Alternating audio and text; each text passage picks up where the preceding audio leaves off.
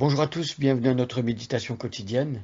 Alors aujourd'hui, c'est le dernier passage de ce psaume magnifique que nous allons méditer, c'est le verset 8. Le psaume, vous l'avez remarqué, a un fil conducteur. On nous parle depuis le début du psaume. Ce fil conducteur, c'est évidemment le Dieu protecteur, le Dieu qui est notre sécurité, le Dieu qui nous garde, le Dieu qui est notre gardien rapproché. On a une garde rapprochée, un garde du corps, on pourrait dire, qui s'occupe de nous. On l'a vu tout au long du psaume, le psaume 121. C'est un psaume des montées ou des degrés, un psaume qui était récité et chanté pendant le voyage qui menait de chez soi jusqu'à Jérusalem pour célébrer les festivals annuels dans la vie liturgique du peuple de Dieu.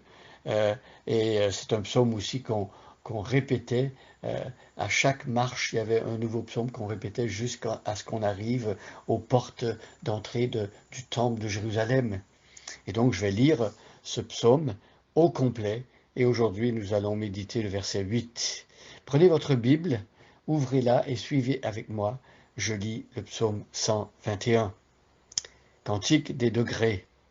Je lève mes yeux vers les montagnes, d'où me viendra le secours?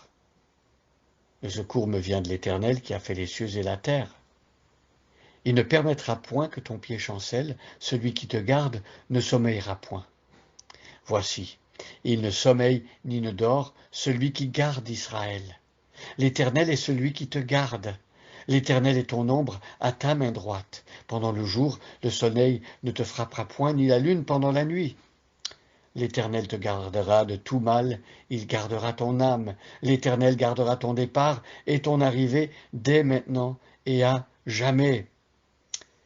Alors c'est le verset 8 que je viens de lire. Et il y a quelques jours, je vous disais que j'avais pris l'avion pour partir du Canada pour rentrer en France. Eh bien, voilà, le verset 8 nous parle justement du départ et de l'arrivée. Dans notre contexte à nous, on pensait à ce voyage en avion. Alors, on est habitué de prendre l'avion, on se dit ça va aller tout seul, mais qui sait? Qui sait? On a besoin de prier et on prie que Dieu nous protège parce que, bon, euh, on ne connaît pas l'avenir et puis euh, même la technologie la plus avancée peut faire défaut à un moment ou à un autre. Donc on veut prier que Dieu nous protège. Et ici, dans le contexte, la protection, c'était pour ceux qui partaient de leur petite ville, de leur petit village, peut-être en Judée, en Galilée, peut-être en Samarie, un peu partout, des quatre coins du territoire d'Israël pour se rendre à Jérusalem, eh bien, il demandait la protection de Dieu, que Dieu le garde. Alors il s'agissait bien sûr d'une protection physique dans un premier temps, oui, que Dieu protège des attaques de brigands ou des attaques de bêtes sauvages ou qui sait, de coups de soleil comme on avait vu ou d'insolation parce que le soleil tape. Il y avait toutes sortes de dangers qui menaçaient ceux qui voyageaient. Mais il y a aussi la protection, comme on l'a vu hier, la protection spirituelle. Euh, on a besoin d'être protégé spirituellement. On a besoin que nos pensées soient gardées par Dieu. C'est tellement facile de laisser des pensées vagabonder, d'entendre des choses en fait, et de ne pas y faire attention, des choses qui sont nuisibles à notre âme et qui viennent nous attaquer, nous assaillir, parfois des scandales, parfois des choses qui contredisent la parole de Dieu ou qui vont peut-être essayer de semer le doute dans notre esprit. Et donc ici, c'est une promesse et on peut en faire une prière également. L'Éternel gardera ton départ et ton arrivée dès maintenant et à jamais. Il gardera notre intégrité physique, il s'occupera de nous, notre corps, et il s'occupera aussi de notre âme, il gardera notre esprit. Nous sommes entiers. Euh, Dieu a une vision holistique de l'être humain. Dieu ne veut pas que l'on fasse de séparation. C'est nous tout entiers qu'il aime, c'est nous tout entiers qu'il veut sauver, qu'il veut protéger, qu'il veut garder. Et la foi chrétienne est particulière à cet égard, parce que dans certaines spiritualités, bien sûr, le corps, on a l'impression il n'est beau qu'à jeter aux poubelles. C'est comme si pour atteindre la vraie spiritualité dans certaines religions, il fallait se débarrasser de son corps. C'est vrai que le corps est atteint par le péché, comme l'âme d'ailleurs.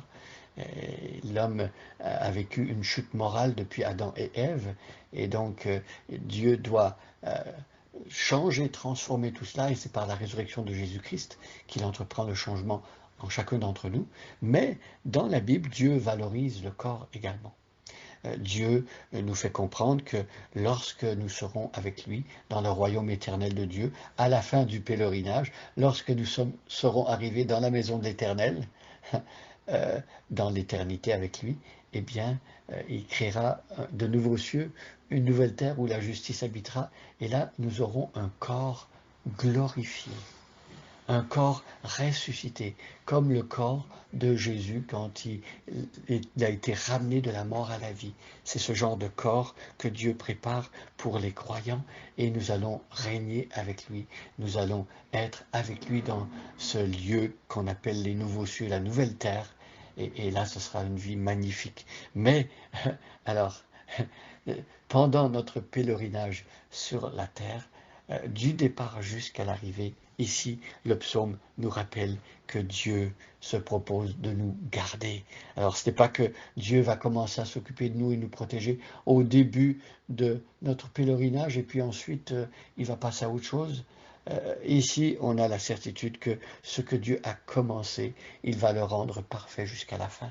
Il va s'occuper de nous jusqu'à notre arrivée. Et un jour, nous serons arrivés. Nous serons dans la présence de Dieu. Nous aurons ce corps glorifié. Et nous pourrons célébrer Dieu et le servir avec tout ce qu'il nous a donné, et en étant renouvelés pour toujours dans sa présence et dans l'éternité. Alors, remercions Dieu pour cela. Merci Seigneur pour cette vérité profonde que tu nous gardes.